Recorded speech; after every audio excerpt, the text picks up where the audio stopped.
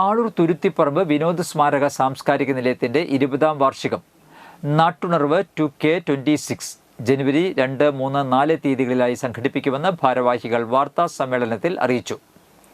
2-ാം തീയതി ഇന്ത്യൻ സിനിമയിലെ വിസ്മയം ഷോലെ പഴയകാല സ്മരണകൾ ഉണർത്തി വീണ്ടും ബിഗ് സ്ക്രീനിൽ പ്രദർശിപ്പിക്കുന്നു. 3-ാം തീയതി കേരളോത്സവത്തിലെ വിജയികളെയും ഉന്നത വിദ്യാഭ്യാസ മേഖലയിൽ ഉയർന്ന റാങ്കുകൾ കരസ്ഥമാക്കിയ കുട്ടികളെയും ആദരിക്കുന്നു. ജനുവരി 4-ാം തീയതി പൊതുസമ്മേളനവും സാംസ്കാരിക നിലയത്തിൻ്റെ നേതൃത്വത്തിൽ കാലങ്ങൾ ആയി നൽകി വരുന്ന ആദരം മാനവ സംസ്കൃതി പുരസ്കാരം ചാലക്കുടി സൗത്ത് റോട്ടറി ക്ലബിൻ്റെ പ്രവർത്തനങ്ങൾ മാനിച്ചുകൊണ്ട് അവർക്ക് നൽകുന്നു.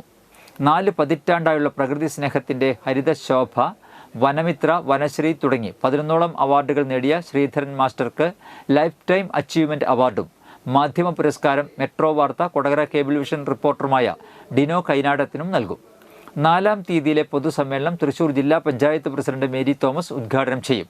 3, 4 തീയതികളിൽ ബ്ലോക്ക് പഞ്ചായത്ത്, ഗ്രാമപഞ്ചായത്ത് പ്രസിഡന്റുമാർ, വാർഡ് അംഗങ്ങൾ, മറ്റ് സാമൂഹിക മേഖലയിലെ ആളുകൾ എന്നിവർ പങ്കെടുക്കുന്നതാണെന്നും ഭാരവാഹികൾ വാർത്താ സമ്മേളനത്തിൽ പറഞ്ഞു.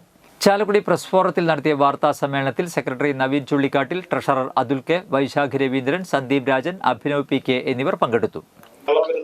പൊതുസമ്മേളനം ഉദ്ഘാടനം ചെയ്യുന്നത് ശ്രീമതി മേരി തോമസ്, ബഹുമാനപ്പെട്ട തൃശ്ശൂർ ജില്ലാ പഞ്ചായത്ത് പ്രസിഡന്റാണ്.